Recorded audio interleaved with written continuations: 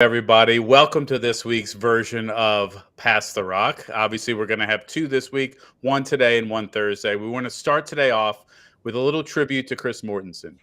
If none of you remember, Chris Mortensen was one of the first ever, sideline reporters, analysts that covered the entire league rather than just one team. And it's what the four of us do every week. We talk about NBA stories from your favorite team and everybody else. We talk about every NFL team. It is really, really hard work to do. And I just want to acknowledge that he was really a pioneer when it came to that. He had sources with each and every NFL team. He could get in with anyone. He had an interview with the Colts where the GM said, "Who is this Mel Kiper, this idiot Mel Kiper?" And I just want to say that it took a lot from him to be able to kind of pioneer this entire industry to now all the info at your fingertips. It's not all because of Chris Mortensen, but it's a lot of what he did and others like him at ESPN. So just want to acknowledge he passed away this weekend, and, hopefully that he can rest in peace and that his family finds comfort. So this is Pass the Rock.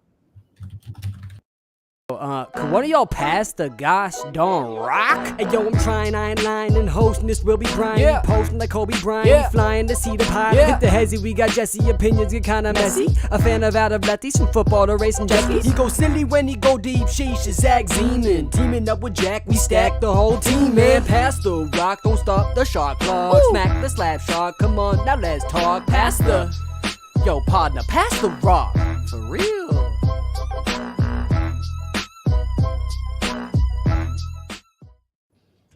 Sorry to get so sad, guys, but, Chris Mortensen, a big legend at ESPN. So just thought we should name that. Another big legend retired today, Zach.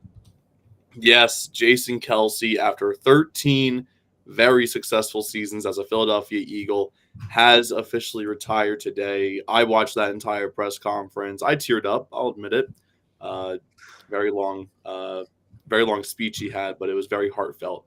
So I guess we're going to open today with a little bit of trivia about Jason Kelce's Eagles teams. So can you guys name the 10 Eagles who had the most rushing yards since 2011, which is Jason Kelce's rookie season? So there are 10 Eagles, I have them here, that have the most rushing yards since 2011. Well, number one's got to be Shady McCoy, right? Number one is Shady McCoy. He had over 5,000 yards in that time. I would throw out Miles Sanders. Number two on this list. I think he's like one of the longer tenured ones since 2011. So, yeah, he definitely was one of the longer tenured Eagles on this list. What about, this may be totally stupid, but what about Jalen Hurts? Jalen Hurts is number three. Not stupid at all. Wow. So I expected him to be 9th or 10th. Immediately 1, 2, 3 off the board. Yeah, Hurts is immediately gone. Yeah. All right. How about Darren Sproles? Number 4. We're just working our way down the list right now. All right. I got to get number 5. So I'm going to guess, depending on the timeline, DeMarco Murray. That's what I was going to guess. Murray is not on this list. Oh, no way. Not on this list. DeMarco Murray is actually further down the list than I thought. I think he's number around like 14, 15 on this list. Oh, you know what? I think he only played 1 year, actually. He only played 15 games as a Philadelphia Eagle, and he amassed 702 yards. The lowest total, or maybe he played 2 years, but he didn't play a full. He didn't even play a full season with the Eagles. The lowest total on this list is 958 yards. He had 1,800 yards the year before on the Cowboys, and then went to the Eagles, and then they did not replicate. Yep. So let's get a Louisiana guy in here. Give me Boston Scott. Nice. That is our number 5 right there. I thought about it. Good one. The Giants killer Boston Scott comes in at number 5. All right. If Boston Scott made it on there, LeGarrette Blount had to, right? LeGarrette Blount misses the cut, unfortunately. No way. Wow. 766 yards. I think this might only be regular season yards as well. He was a playoff guy. He was a big playoff guy. He was definitely more of a playoff guy, but even then, I think even if you had another 200 yards, he'd barely crack this list. So, Give me the guy who I think LeGarrette Blount was either replaced by or replaced, Jay Ajayi. Jay Ajayi is not on this list. He spent 3 seasons there. He's not on this list. And he didn't really do a whole lot with the Eagles, actually. He Dang. was mostly known for the season we traded for him, that Super Bowl run. Didn't have a lot of impact after that season. What about Jordan Howard? Number 10 on In 1 this yard list. in 1 yard increments. Jordan Howard is So number true. 10 on this list. He had 958 yards as an Eagle. Nice. Oh man, that's awesome. In 1 yard increments. You're missing 6, 7, 8, and 9. I would expect you guys to know at least 3 of these players pretty well. Well, okay, this could be really dumb, but there was. I'm just gonna do it. Carson Wentz. Number 8 on this list is Carson Wentz. Let's go. Still, to this day, has the greatest escape from a quarterback sack I've ever seen. Again, that one escape against the Redskins or against the Commanders or whatever they were called at the time. No. Eli Manning That- in the Super Bowl. No, I'm telling you, the helmet catch game. Come on. Come on. All All right. right. What about We're Hold on. missing Hey, 6, hey. 7, We're and going 9. out of Oh, it's your here? turn. Yeah, Sorry. skip Jesse's turn. All right. I got a so guess. I hope you don't steal it. My guess is Super Bowl champion Corey Clement. Super Bowl champion Corey Clement is not on this list. Are you serious? He is He not was on the this Eagles list. for like 4 years. He's not on this list. Dang. What about, I guess, technically current Eagle DeAndre Swift? Yeah. DeAndre Swift is number 9 on this list. Nice. Yeah. I just was thinking about that. He had 1,000 this year, so I guess Yeah, he. he had 1,000 yards this Right. season, had a fantastic season. That is enough to get him on this list. So we're missing number 6 and 7. Could it be another current Eagle, Kenneth Gainwell? It is not Kenneth Gainwell. No. Kenneth Gainwell is number 11 on this list. Okay. He has 895 total rushing yards as an Eagle. Man. Who else were even like on the Eagles in the last? I know. It's So- got to be like the early days of his career. So we get a I'll- year. So I'll give you hints. So number 6. Actually, let me pull up his. Brian Westbrook was too early. He was like It's before not that. Brian Westbrook. Number 6 was an Eagle from 2009 to 2013, and number 7. This is the guy I don't expect you guys to really know. He was an Eagle from 2015 to 2016. He was 2 years an Eagle. 2 years and he had over 1,000 yards. Yes. I can't believe it's not Corey Clement. How about Michael Vick? Michael Vick is number 6 on this list. Awesome. Very nice. Michael Vick is number 6. That makes sense. There's no way it's Nick Foles, right? It is not Nick Foles. Okay. Is it like what's his name? Is it Wendell Smallwood? It is not Wendell Smallwood. Great pull. Great Jeez. pull. Great pull. Wendell I'm trying to Smallwood. think of like weird names that I've. All right, I've got. Was Ryan Matthews? Ryan Matthews is number 7 on this list. Yes. Good Really? job, Ryan go. Matthews. Is that Very it? nice. Do we have them That all? is it. That is it. We got Oh. them all. McCoy, Sanders, Hurts, Sproles, Scott, Vick, Matthews, Wentz, Swift, and Howard. Nice. I have no memory of Ryan Matthews. I don't know why. Ryan- That sounds like a Ryan- receiver to me. I don't know why. I remember Yeah. Ryan Matthews pretty well. Obviously, I'm biased. Well, obviously you remember him. but he was a pretty good running back for 2 years for the Eagles. Remember him and Sproles alongside each other quite a bit. I feel like he was better for the Chargers. I want to say, right? Yeah, he was also a Charger, Yeah, and he was he's- arguably better for the Chargers. He was there from 2010 to 2014. He was a Charger. I think he made 1 Pro Bowl, and that was with the Chargers. Yeah, it was. Mhm. Yeah. Then he had 2 like solid seasons in Philadelphia, and then that's it. All right. Good There stuff. we go. All right, up next. So we've got some trivia going into the basketball realm now. So let me pull up the list here.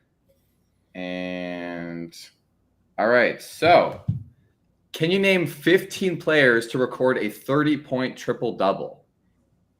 So you guys can go guess in order. Go Jack, Zach, Brian. All right. Well, I mean, the obligatory guess is Wilt Chamberlain. Will Chamberlain did it 21 times, which is 7th on the list. Wow. Okay. I'm gonna go with Nikola Jokic.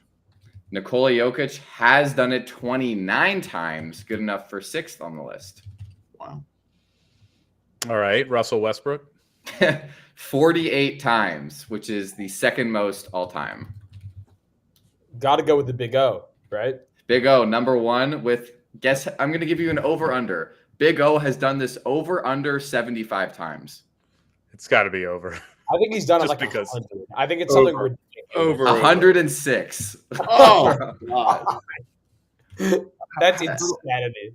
Yeah. God, how do I follow up Absurd. that? And this is like they've all done it at least once, right? Yeah. Actually, everybody on this list has done it more than 5 times that I have. Wow. But there's Okay, I'm gonna say, I know it's still pretty early in his career, but he's actually wait. I should make that correction because the list I have is just everyone who's done it 5 times. So, can you name 15 players to record a 30-point triple-double more than 5 times? So, there's your hook. I know it's There's early your in hook. his career. Halfway through. I know it's still pretty early in his career, but I'm gonna guess Luka Doncic. Number 3 all time with 41. Oh. Wow.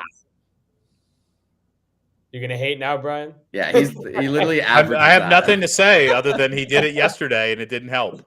LeBron.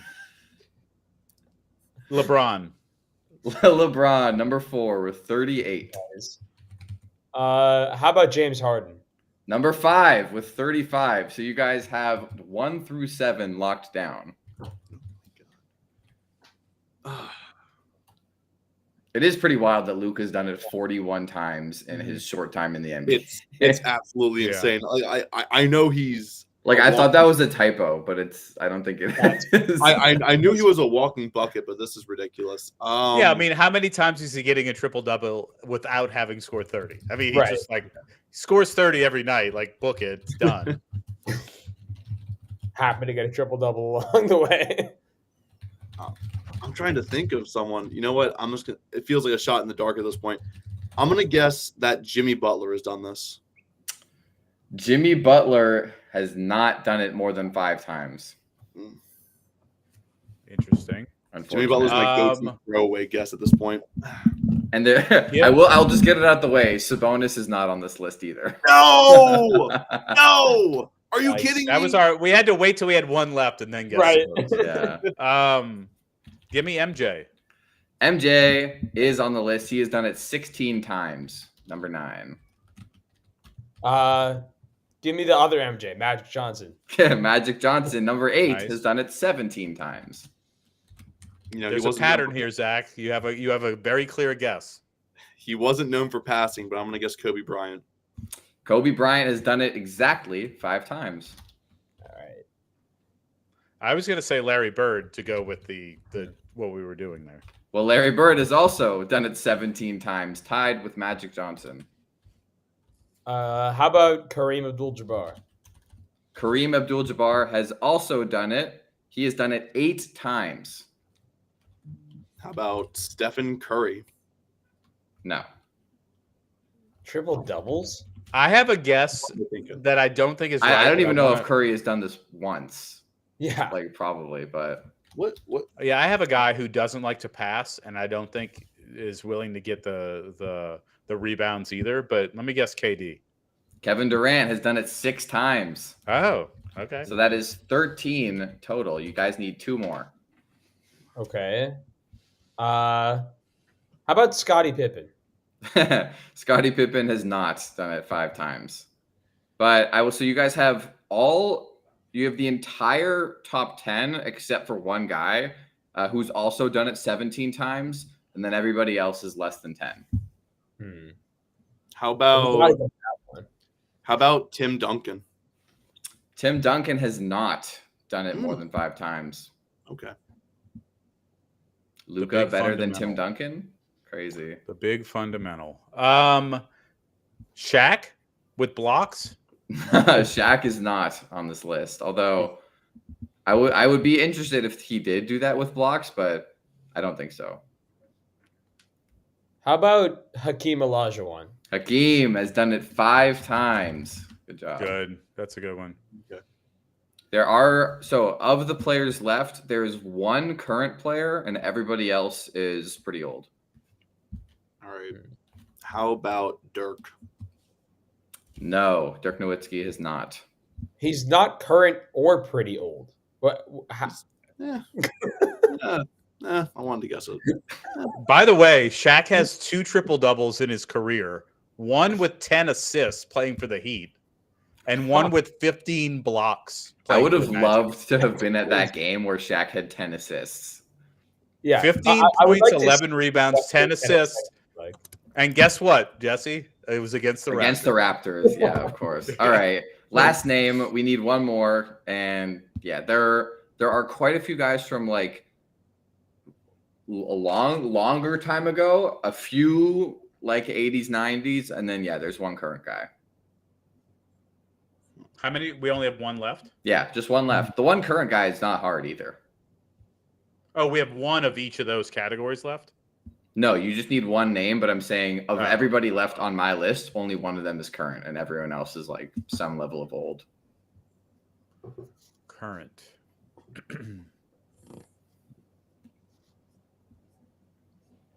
Damn. I don't know. Jack, if you have a guess ready, go for it. I have one. It might be stupid. Let me get Elgin Baylor. Elgin Baylor has done it 10 times. Yeah. Well done. The current player was Giannis, who's done it 17 times. Shout out to the rest of the names on this list: Jerry West, John. That was my next Havlicek. guess.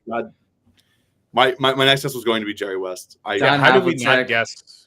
Lenny Wilkins, Pete Maravich, Jason Kidd, Bob Cousy, Clyde Drexler, Richie Guerin, and actually, there's a second one. Joel Embiid also has done this 5 times.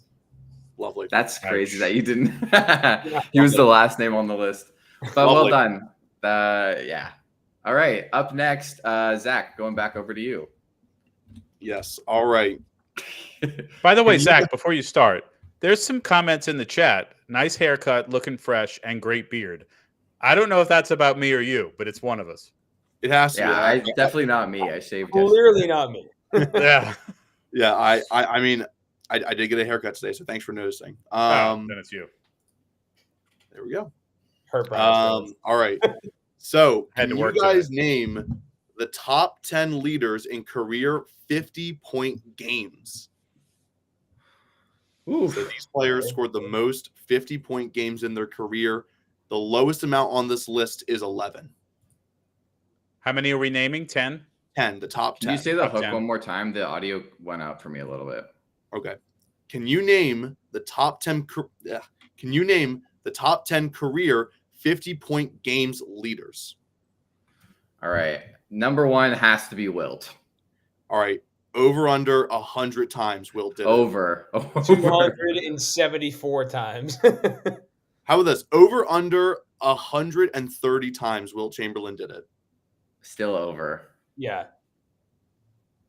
Wilt Chamberlain did it 118 times. All right. Bad line, but Bad line? Sure. yeah. Number All 1. right, number 1, by far, Wilt Chamberlain with 118 50-point games. All right. All right. Kobe. Kobe Bryant is number 3 on this list with 25 50-point games. MJ's got to be on there. MJ is number 2 on this list with 31 50-point games. I'm going to. It's amazing. Just really quickly, I want to start a stat that is your percentage of like your points as a percentage of your whole team's points. Because there's way too many times in the documentary where Last Dance where they like, oh, Jordan scored 54 and they won 89-79. And I'm like, what the hell? Yeah. Anyway, keep going. I'm gonna say I think this guy should be number 4 or 5. James Harden.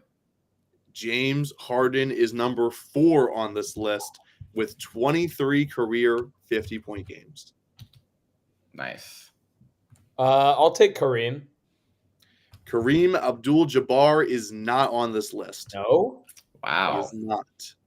All-time leading scorer, but didn't have the 50-point games, I guess. No, he did not have 11 or more 50-point games. I'm going to judge this totally based on his college prowess, but knowing he had a very limited NBA career. But give me Pete Maravich. Pete Maravich is not on this list. What about, I mean, just from like, honestly, he's on every list so far. Luka. Luka Doncic is not on this list yet. I thought he might. He has like 3 this season alone. He I thought probably might. will be, but he's not on this list yet. Yeah. Okay. I was gonna say Joel Embiid, but if Luka was a no, I kind of feel like Embiid's also a no. Embiid is Um, Embiid's in here. Yeah. Let me get Magic. Magic Johnson is not on this list. He wasn't scoring like yeah, that. I know. I know. So- He was an assist guy. Yeah, so Yeah. so we have 1 through 4, Wilt, MJ, Kobe, and Harden. Can you So tell you're us what the missing lowest number of times they've done it is on the list? 11. 11. I started by Okay. saying the lowest number of times is 11. I started by saying, geez, Yes, okay. Jesse. That's it. What about Larry Bird? Larry Bird is not on this list. Damn. I don't know why I just cut a stray there. All right. What about Steph Curry? Steph Oh. Curry with 13 career 50-point Yeah. games is number 9 on this list. Eat that, Brian. Yeah, I feel like we have to lean more into the modern guys. Yeah. Like, You got to let have me- 3 Oh, pointers. you absolutely do. Yeah, let me get KD. Kevin Durant is not on this list. No, He's weird about not scoring 50. He just like gets like Yeah, that high is true. 40s a lot. Like it's rare that for is him to true. have I 50. feel like I don't know. I feel like 11 times in his career he could have done that. I don't know. So Yeah. of this list, there are 2 current players left. And how many non? Interesting. Like How many 2 or non? 3? So there's 3 players who are retired. Okay. 2 of those What 3 about- players are fairly old as well. What about Dirk? Dirk Nowitzki is not on this list. What about run and dunk man Giannis? Run and Dunk Man is not on this list. Really? He also had like 3 this season alone. Did we say LeBron yet? You have not said LeBron yet, and he is number 8 on this list with 14 50-point games in his career. I honestly didn't say it because I didn't think he was on the list because he's also like not a super Yeah, common I was 50 kind of like guy. hesitating about it, but like it's possible, you know. Yeah, I mean Yeah, it's LeBron. Embiid? Embiid is not on this list. I think Jack guessed him. Yeah, I did. Oh, sorry. What about Shaq? Oh, Shaquille O'Neal is not on this list. no. No. Dang, yeah. we suck. I felt good about that. Out of Yeah. So there's 1 current player left, and you have 1 player who was biggest in the early 2000s, and there are 2 players who are much older than that. Okay. We already mentioned one of them earlier as well. Oh my God! Wait, what if the? What's his name? Is it? No, never mind. That's stupid. That's stupid. Oh wait, is it Elgin Baylor? Elgin Baylor at number 5 on this There we list go. with Shout out to 17 Elgin Baylor. with 17 50-point games. Elgin Nice. Baylor's a legend of the day.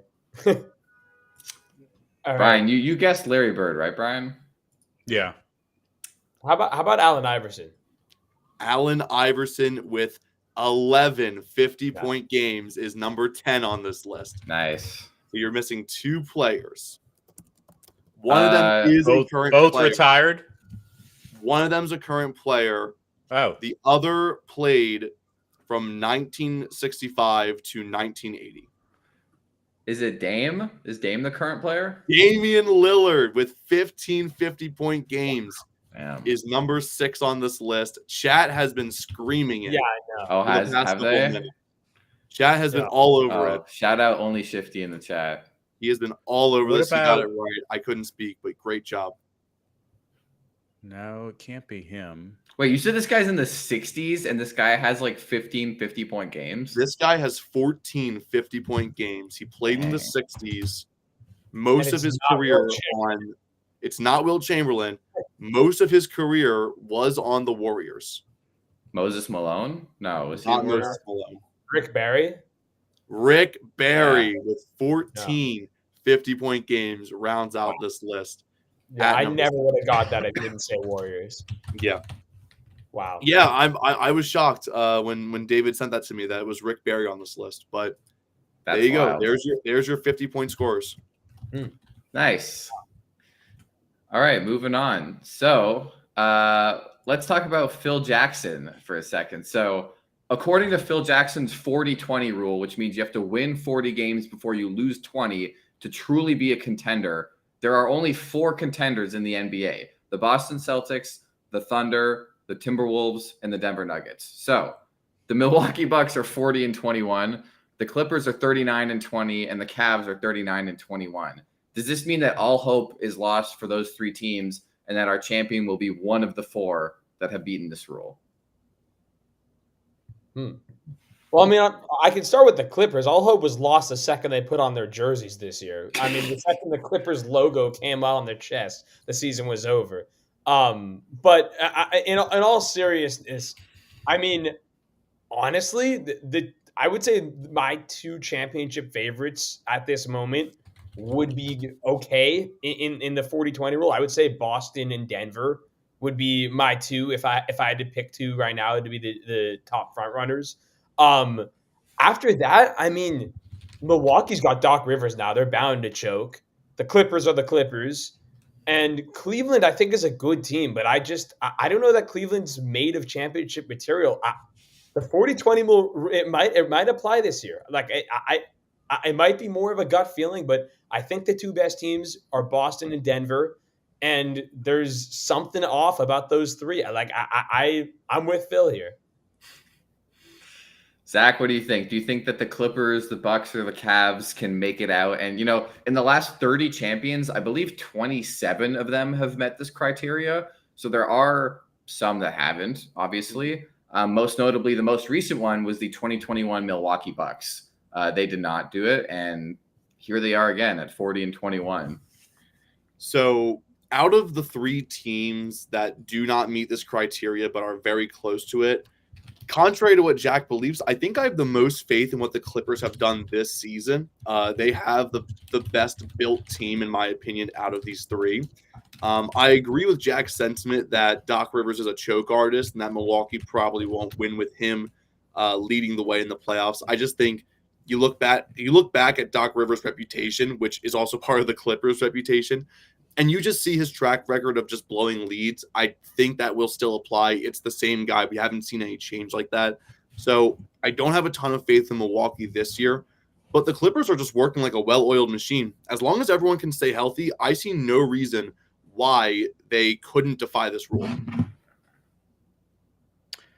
So I agree with Jack, and I'm going to take it a step further. I think it's absolutely Boston and Denver.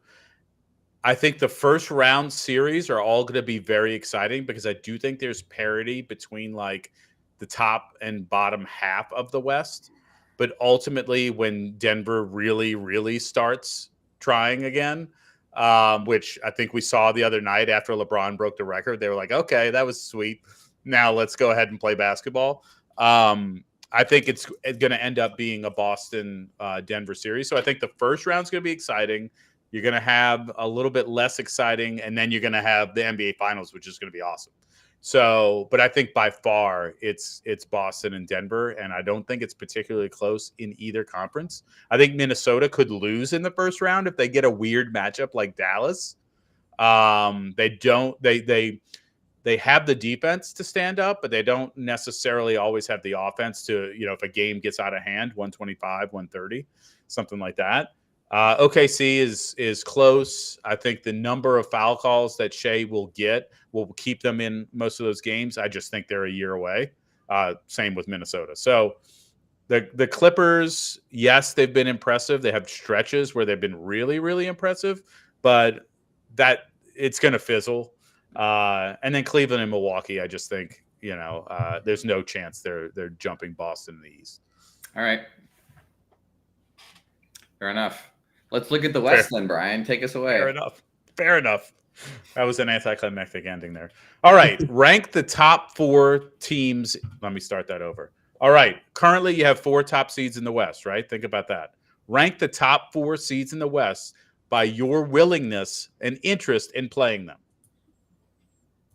So you got in OKC. the playoffs, or yes. You want me to say that again? Oh, in round 1. I should just read the notes that I write, maybe. and then I'd be good. I just don't want to I don't want to look like I'm reading them. All right, rank the top 4 seeds in the West based on how much you would want to see them in round 1 of the NBA playoffs. So you have OKC, Minnesota, the Clippers, and Denver. Rank them in order. Jack. All right. Well, I think the one I would want to see most has to be OKC. I mean, I think they've been really good this year. Every part of me feels like it's a year too early. Even the run they've had this year feels like it's a year too early. They're so young. They're so talented. But I think when they're probably going to get a tough first round matchup, I feel like all those teams that are like 6 through 10 in the West right now are really solid teams. And a lot of them are pretty experienced, especially in comparison to a really young OKC team. So whether they finish with the 2 seed, the 1 seed even potentially, or if they fall to 3, I think the first round matchups in those areas for them it's just not the best. I think after that, I would want to see. Oh, I really want to say the Clippers, but I think I have to say Minnesota. I feel like the Clippers on paper are better built for a run than the Timberwolves are. I think the Timberwolves are a very good defensive team. I'm not sure they have the offensive firepower to compete with a team that's going to go out there and score an unbelievable amount of points. The Clippers are definitely third, though. I would not be surprised to see them lose in the first round because that's what the Clippers do. But they have played really well this year. On paper, they should be really good. I'm not going to be one to put my faith in them, but I would still not love to play them in the first round. They can usually win a first round series before they choke. But the team that I would be terrified to play is the Denver Nuggets. This is a team that has shown time and time again that they can coast a little bit at times in the regular season, but when the games start to count, this team is scary. They're the defending champions for a reason. In my opinion, they're by far the scariest team of the Western Conference right now. And I do not want anything to do with them if I'm, frankly, anybody in the Western Conference. Zach? I don't really have any disagreements. I was thinking about the exact same list as Jack was putting it together. I'm glad that you didn't put the Clippers second because I think that would be a mistake. I agree with Jack that Oklahoma City, while they're balling out right now, I do think that if they want to be a championship contender, they need a little bit more experience. Let's see how they do this year in the playoffs, and then we'll be able to reevaluate them going into next year's playoffs, where I think they'll be a real threat in the West. Minnesota is a very similar situation, although I believe that they're closer to that championship level of contention than Oklahoma City. I know people are going to give us a lot of flack for saying this because they're the top 2 seeds in the West, but I don't think regular season performance really matters that much in terms of playoff experience. So Minnesota is my second most favorable team that I'd want to play. Then the Clippers. They have a lot of seasoned veterans, a lot of veterans who know what it takes to win in the playoffs. But they are the Clippers, so you have to give them a little bit of, little hesitancy. That team is just cursed. On paper, they should be the second best team in the West, behind the Nuggets. But man, that team is cursed. And then finally, the reigning, defending NBA champions, the Denver Nuggets. Like Jack said, when the games matter, they put everything on the line. No doubt about it. I do not want to face the Denver Nuggets if I'm a Western Conference team in the first round. Jess? All right. In a lot less words, Minnesota number 1, OKC number 2, Clippers, Nuggets.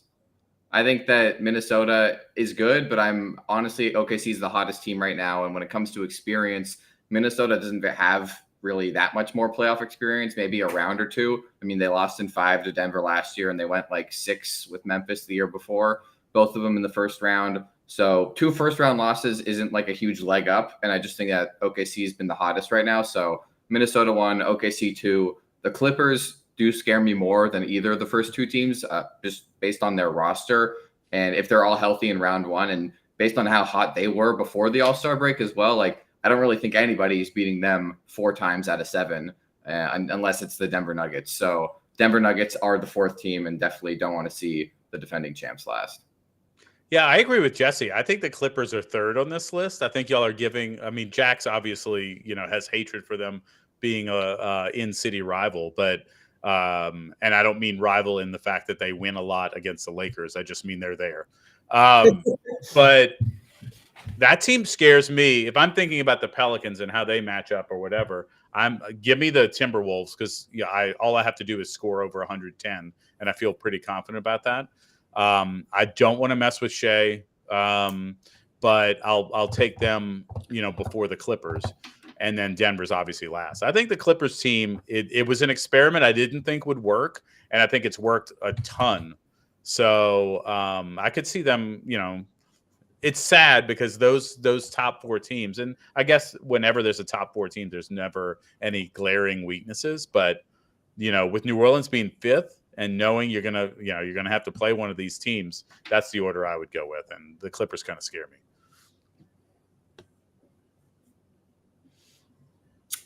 Zach, I don't think that's really breaking news. Wasn't Russell Wilson already set to be cut? I mean, not officially. Officially? Now officially that he'll be cut. Wow. Yeah. Russell Wilson being released. The Steelers still don't want him because they just refuse to get a quarterback. They refuse to be anything but mid. Jack, if you could pick any quarterback available to lead the Steelers next year, who would you want to be the face of the Steelers next year? Justin Fields, 100%. And here's why. It's not because I'm a Justin Fields truther or anything like that. I want a guy that is either going to be amazing or horrible. I want high risk, high ceiling, low floor, because if he's really good, awesome, quarterback of the future. And you're no longer mid. If he sucks, awesome. Maybe you actually get a high draft pick and can draft the quarterback of the future. I just do not want to be mediocre anymore. And that's enough Steelers ranting for me, because I could go on for hours. I'll control myself. So I'm going to pop the question back to Zach and say, does Russell Wilson get a starting job? Is he starting week 1 in 2024? I'm going to say no at this point. I feel like this is a pretty strong class of quarterbacks. I think there's going to be some QB needy teams drafting those quarterbacks and starting them immediately, throw them into the fire, see what they got. I don't think Russell Wilson starts week 1. He'll be the backup. He'll be, a highly touted backup quarterback. I don't know if we're going to see him starting week 1. I think there's going to be a rookie that's going to be starting over him. He's going to have to mentor them. And then when they fail, he'll start week 2. But I don't think he's going to be starting week 1. So the other 2, you both shook your heads. What team does he start for next year, potentially? I think it's the Las Vegas Raiders. I think that they're going to end up with them. They drafted a rookie quarterback, and I don't think the Aiden O'Connell thing is going to work out. He looked okay at best in some games last year, but I think that's a chance for them. The Jimmy G thing didn't work out, and I think that Russell Wilson's a good option for them. I could see that. I for sure like that. I also kind of like the idea of, in a world where Kirk Cousins leaves, I could see him being a bridge quarterback for the Vikings. And then the Vikings also draft maybe a JJ McCarthy or something like that to sit and learn behind a guy like Russ, who's been through a lot. I think that makes a lot of sense for me. And I think that's the kind of role that a team will want Russell Wilson to be in. Not like a guy that you see being your starter for the next 5 years, but a guy you bring on a 1, maybe 2-year deal to mentor one of these young quarterbacks. And I think he could do well in that role. I could also see him in Atlanta if they don't get Fields. Yeah. Just a stopgap. He's not going to make hardly any money, so they'll just pay him, whatever. Not league minimum, obviously, but not a big contract. And then you see what you got in Atlanta.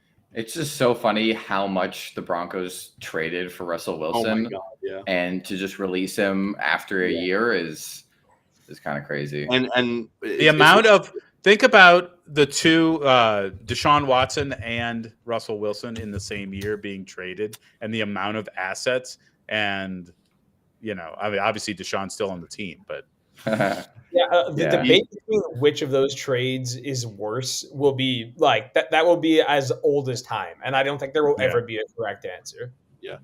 last year in Russell Wilson's career, lowest total yards, lowest yards per game of his career, which is kind of crazy to think with about. Sean Payton.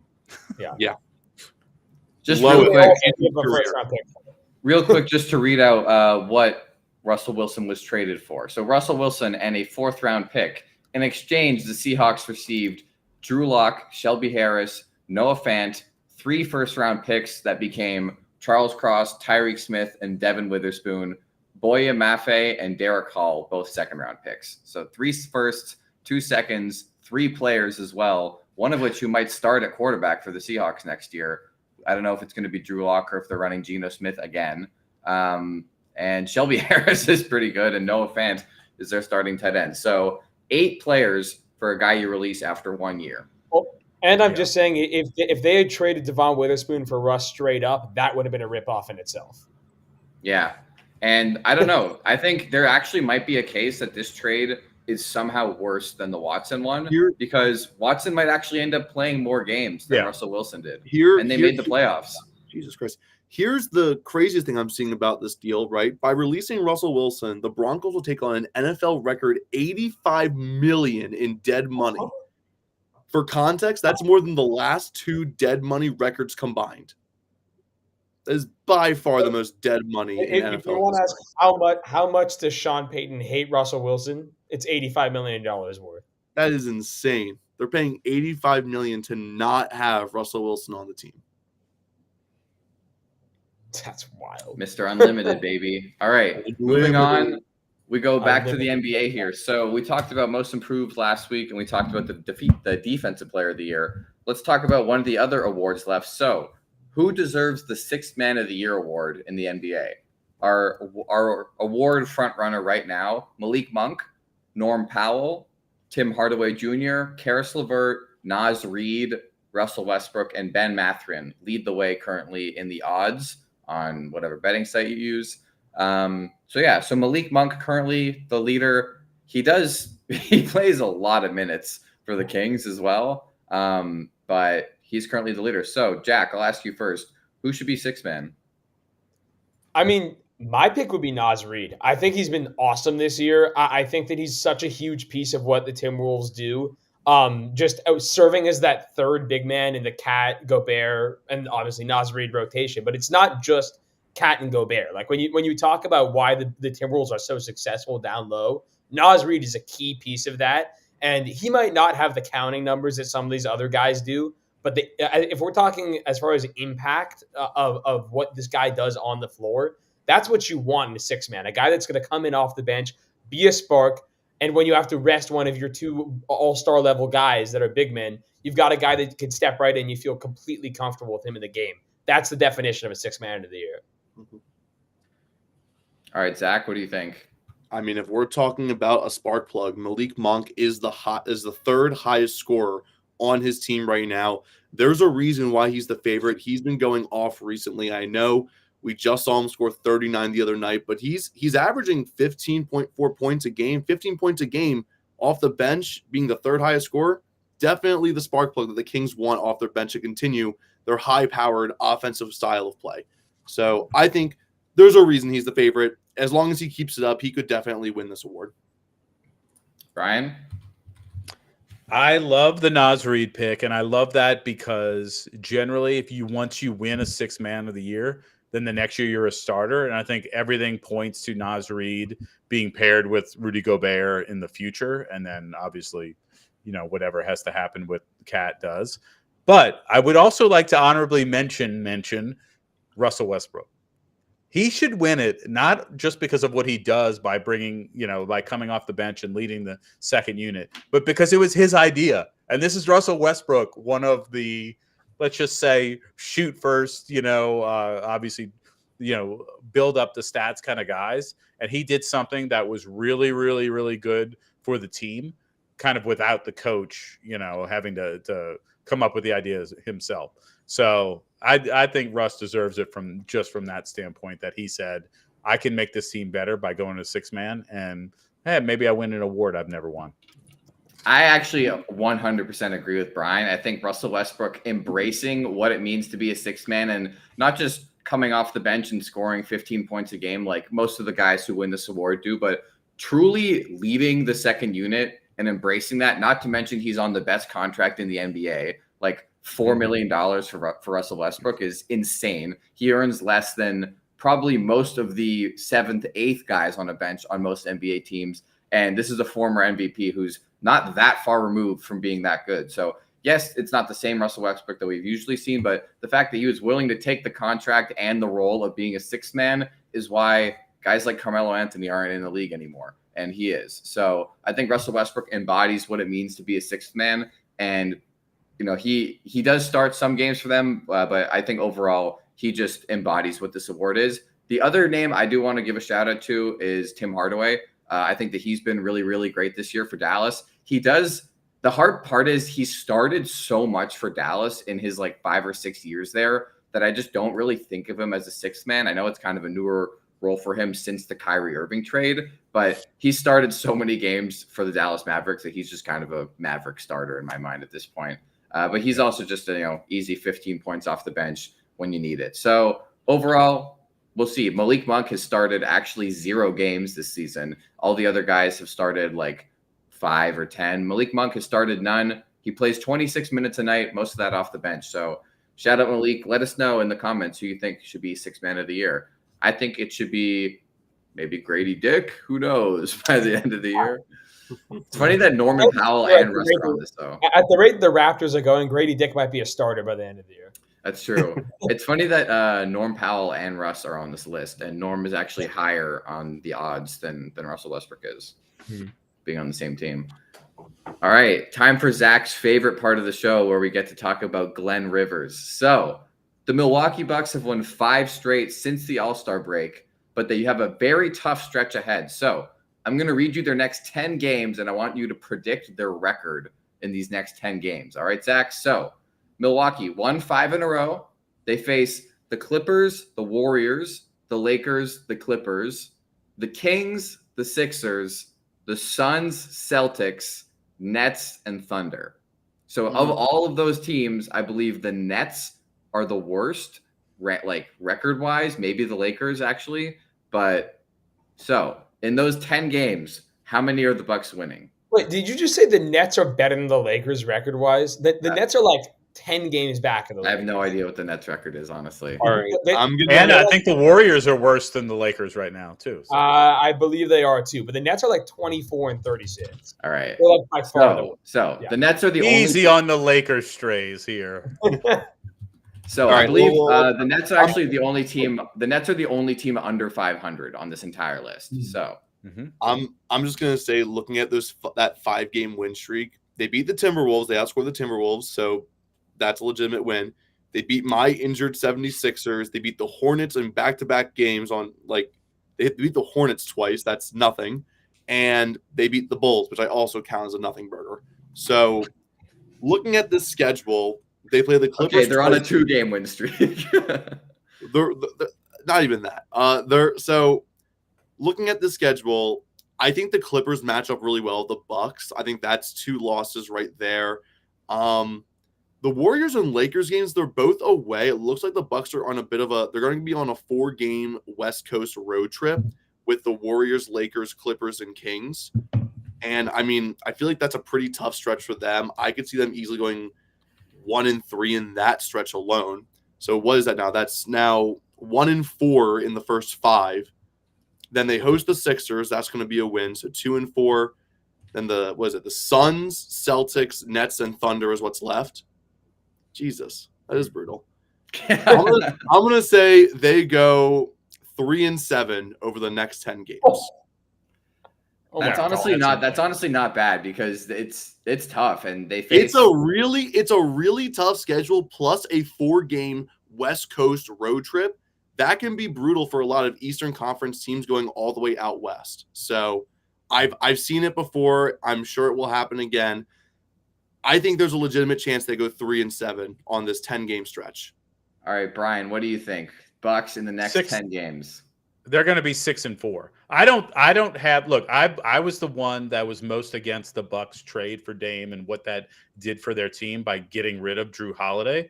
So, like, take that there. I don't think they're a great team. I don't think they're really going to put up much of a fight with Boston in the playoffs. But I think if you look at this schedule, I'm only worried about 5 games for them: Boston, OKC, Phoenix, and 2 Clippers games.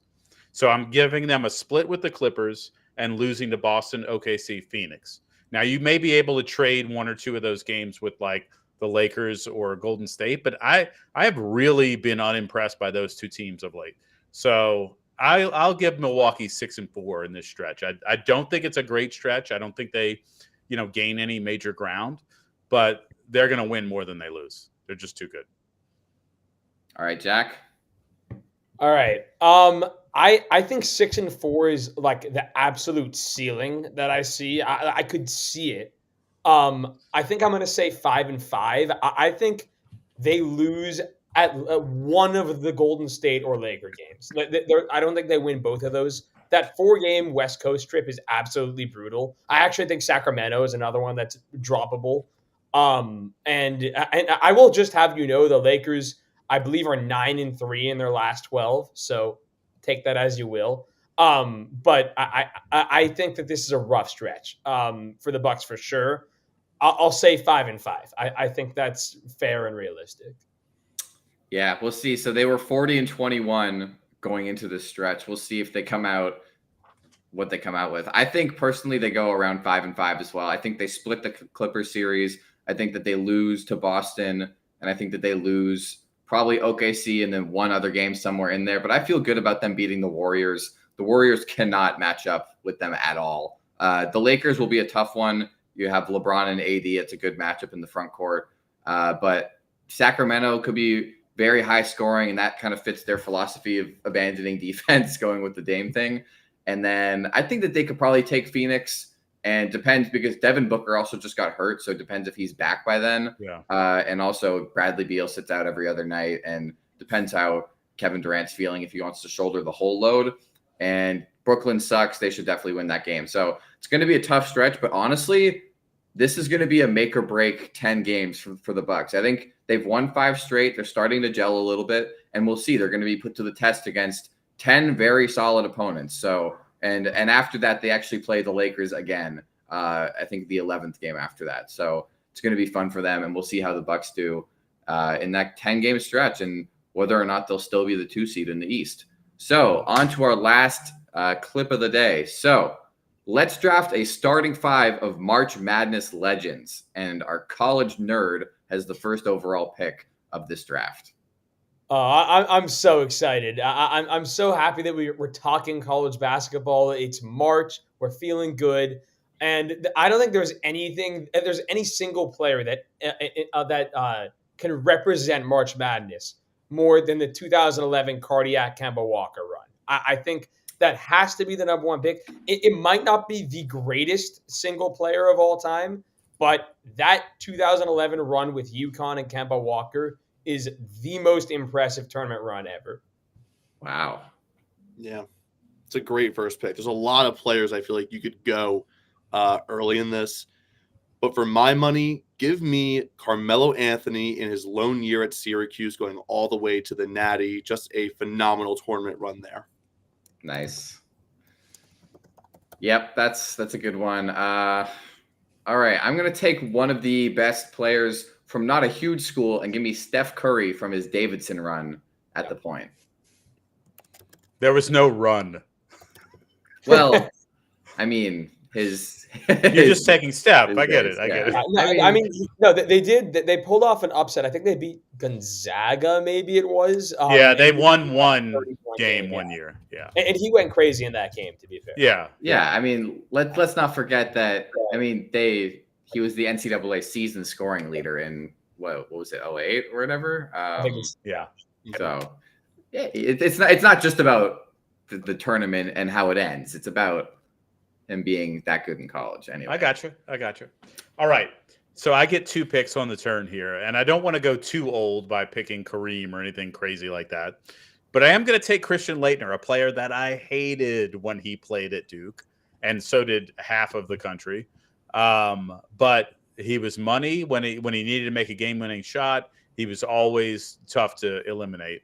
Number 2, I'm going to zag a bit and go Caitlin Clark because we're going to be shooting from the logo, and she's played in the NCAA tournament every year she's been in college. So give me Caitlin Clark. Oh my God, I didn't even think of women's college basketball. Wow. That's awesome. I don't know if any other women are going to get drafted, but that's a good pick. I mean, she's that great that she deserves to be drafted here, I guess. Yeah, shout out Caitlin. All right, I get another pick here. So Laettner's off the board. I think this is just like one of the most dominant players I've ever seen on a college basketball court. Give me Zion Williamson. We're going to put him at the power forward spot. And I haven't watched that many March Madness runs in my life, but that single run with that Duke team, with him, Reddish, and Barrett, I think is the most entertaining college basketball I've ever watched in my life. Yeah, I will always remember the game they played against UCF when they had Taco Fall. Yeah. I mean, oh my God. That's exactly the game I was just thinking of in my mind, that they won by like 1 point, and it was wild. I'll always And he remember. destroyed a shoe in a That's game. what Ripped a That's shoe the open. game I remember most from Zion's college tenure because it was so short and he just went boom right to the NBA. But his shoe got absolutely mangled. But if we're talking memorable college players, memorable tournament runs, I don't think there's pretty much no one more memorable besides a few players on this list like Cardiac Kemba. Give me Jimmer Fredette. I'm shocked Jimmer made it this far. I thought he was going to make it back to me somehow, and I was going to snap. Former Pelican great, by the way, Jimmer Fredette. I'm just saying there was a time when people used to always say Kobe. There was a time people said Jimmer instead. That's how great he was in college. Yeah, and that kid got run off the basketball court. By Good the way. pick, Zach. Good pick. All right. All right. My next pick is gonna be. You know what? This might not make the most sense as far as fit, but we're gonna have to make it work because there's no way this guy should still be here. We're gonna go back in time a little bit. 1979, Magic Johnson had one of the most unbelievable tournament runs ever and one of the most memorable national championship games ever, beating Larry Bird, of course, in Indiana State. So got to take Magic, and we'll figure it out with him and Kemba. I'm sure they'll be fine.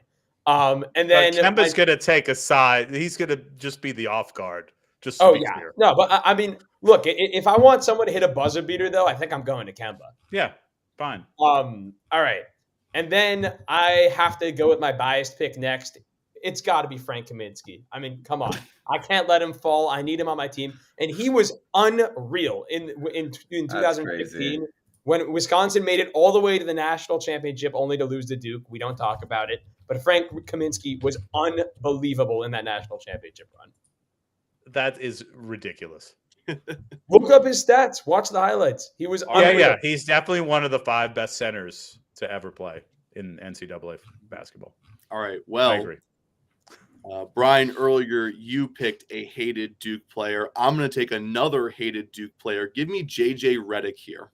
Nice. Absolutely. I have 2 sharpshooters and Carmelo Anthony on my team so far. I like what I'm cooking so far. Got my 1 through 3 right there. All right. Well, I think I just have to do the boring thing and take the greatest college player of all time and give me Lou Alcindor, a.k.a. Kareem, but specifically when he was still Lou Alcindor. 3 national championships, 3 college players of the years, absolute dominance at UCLA. I'm surprised that he made it this far. Frank Kaminsky over Lou Alcindor is crazy. That's that's a little. I was definitely thinking I was gonna take like Lou Alcindor if he came back to me again, but I'm glad you did. He fell way too far. Yeah. Frank the Tank supremacy, baby. All right. All right. I'm going to take it's so tempting. There's one player that I like and rooted for, and one player I rooted for very briefly, but then he broke our hearts by going to the Lakers. Anyway, give me Shaquille O'Neal. I'm going to have to deal with Lou Alcindor somehow, and that's not the game that Leitner has. So give me him. And then we're going to need a basket late, and we're just going to go to a guy that does nothing but win championships, doesn't ever lose them, Michael Jordan. Mm-hmm. Nice. All right. My front court's pretty good. Back court could use some help, but I'm gonna solidify my small forward and give him a teammate that won a couple championships together. Give me Kevin Durant from his Texas days at the small forward. Him and Steph teaming back up. I'm loving the squad we got. Okay. I gotta go with the big here. Couple of names pop You out. have to. You're going to get destroyed by me and Jesse if you don't get a pick. Well, what do you mean, like you and Jesse? Frank Kaminsky, come on. All right. Yeah. Well, maybe. I feel pretty happy taking the one-time national champion from Georgetown University, Patrick Ewing, here with my fourth pick. Good call. Solid. He Yeah, also debating lost that. the championship, like in the championship game. So he's got a lot of experience. Yep. All right. And he coached Georgetown too, didn't he? He did. He did. He He was was not four. the coach of Georgetown. We are not talking What kind of shot is that?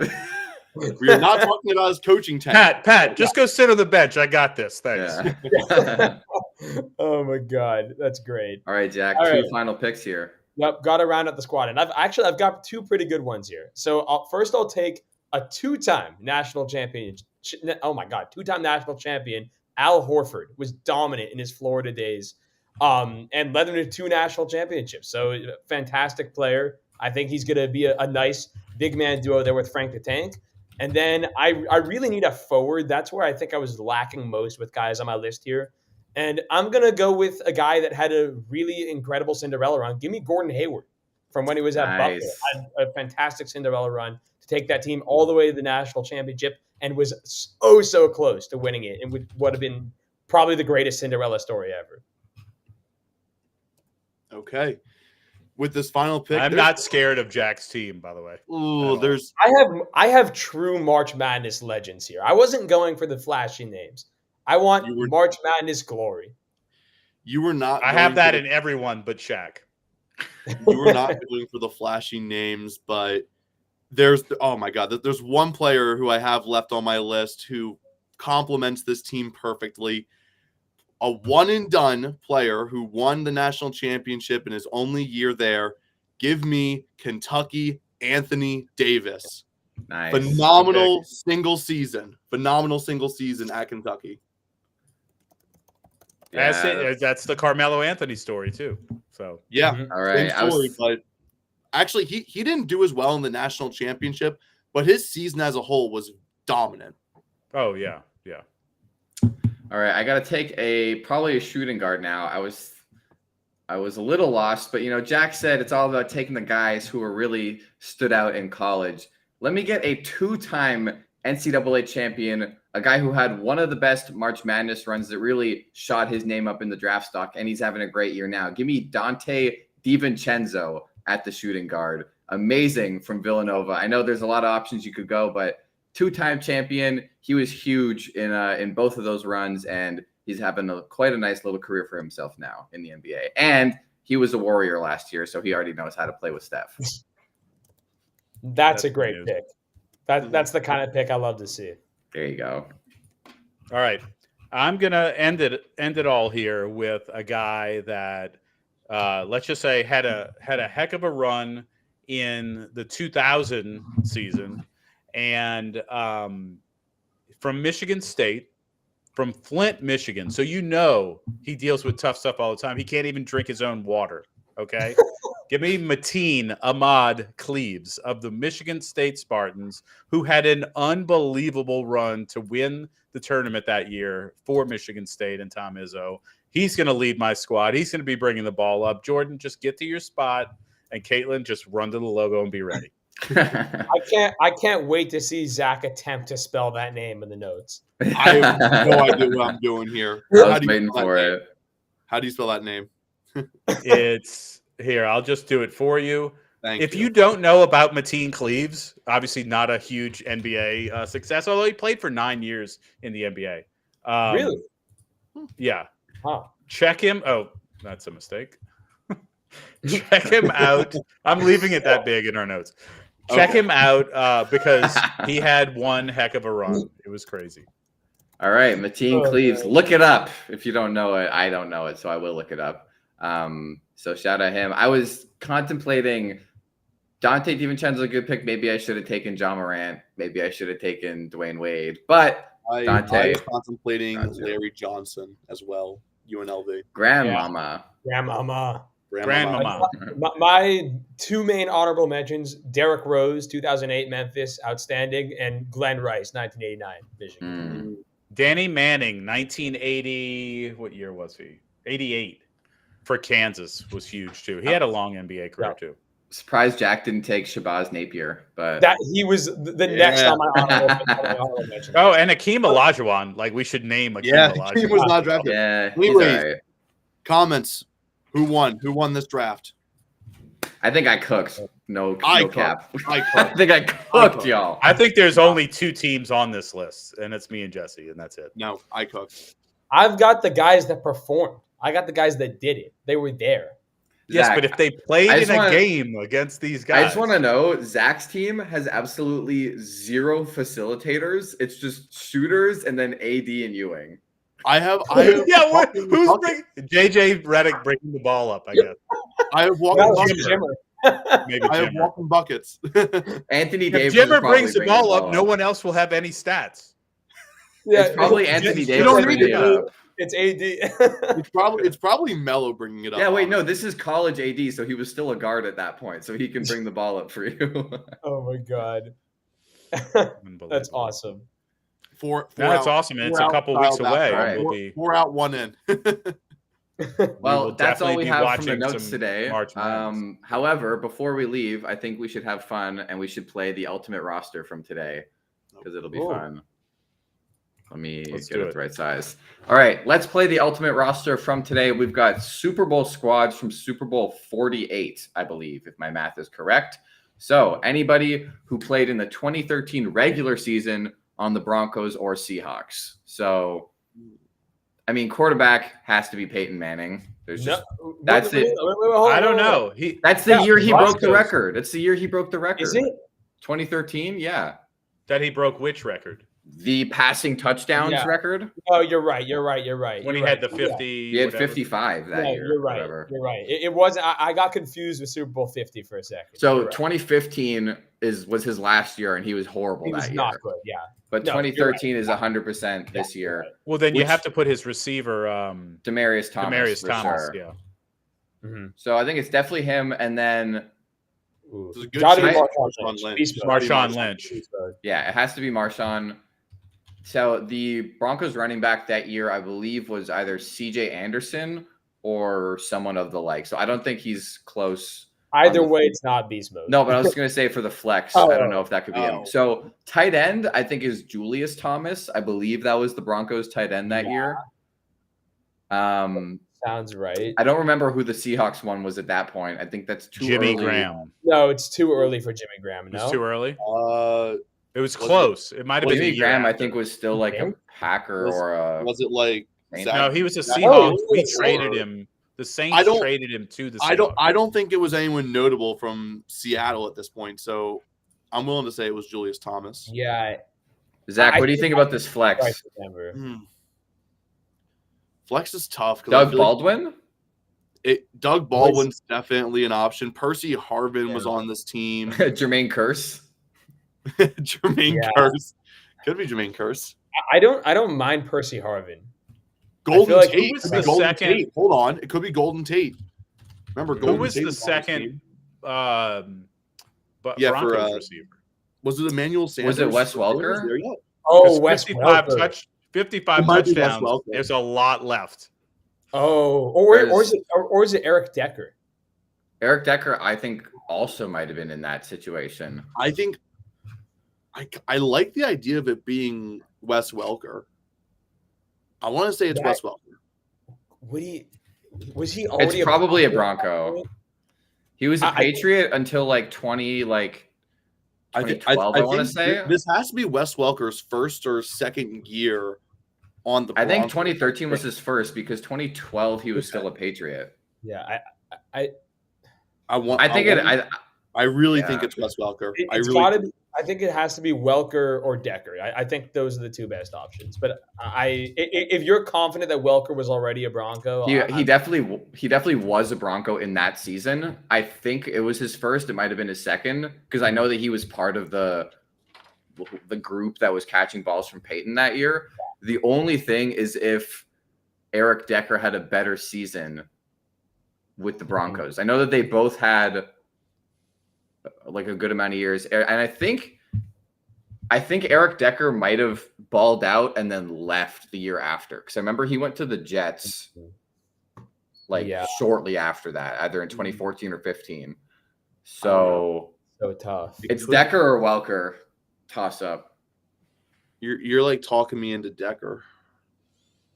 Eric Decker definitely had at least 1 or 2 years where he was outstanding for the Broncos. Yeah. Well, so with He got 55 passing touchdowns, you have Demaryius Thomas probably had 10, and then Julius Thomas probably had like 8 or something.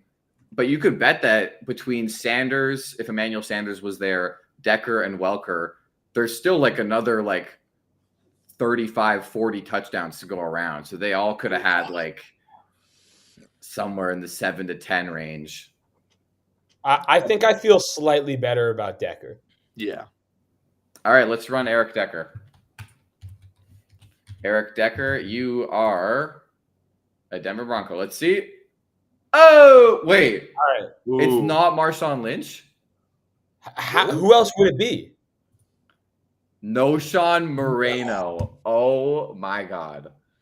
Everything. Well, we got There's Eric- not one Seahawk. There's no Seahawk on the list. Wow. That's Yeah. All crazy. Broncos. Wow. They're really asses for making this a Seahawks and Broncos list just to bait you into putting Marshawn. And then Marshawn's probably like the number 2 answer or something. Every single person that played this put Marshawn Lynch. he's down Oh, there by 21 points total. Wow. Unreal. Eric Decker, though, is the number 1. I wonder what Wes Welker had that year. So Eric Decker had 1,280 yards and 11 touchdowns in 2013. And Wes Welker had 10 touchdowns and 770 yards. So that was actually his lowest season. Right before that, though, he had 2 pretty monster years with the Patriots. So well done. Very nice. All right, that's all for today, for today's Pass the Rock. We will be back on Thursday, and our Madden franchise is off to the races and running. Me and Zach are playing each other in week 1. He's going down. I don't care if he has CeeDee Lamb on the Eagles. You're not. Do we get a live stream of that in our should. Discord? We could stream in Discord. I don't know if Zach wants to play later tonight or tomorrow, so we'll see. Probably I think tomorrow. He's Jesse running. Meggs He's asked scared. who's throwing the football. Don't worry about it. I'm not gonna have to throw. I've got a great O-line and Jahmyr Deshaun Gibbs. Watson. I'm gonna run the ball 28 times with Jahmyr Gibbs. And we're gonna see what It's the happens. quarterback matchup of the century. It's Baker Mayfield against Deshaun Watson. Hey, don't forget I have Hendon Hooker on the bench too. He might come in for a play. Ooh, okay. Ooh. All right. We'll see you then. We'll see everybody here back on Thursday. Until then, I'll be 1-0 at our next recording. So, Brian, I know you're not in control.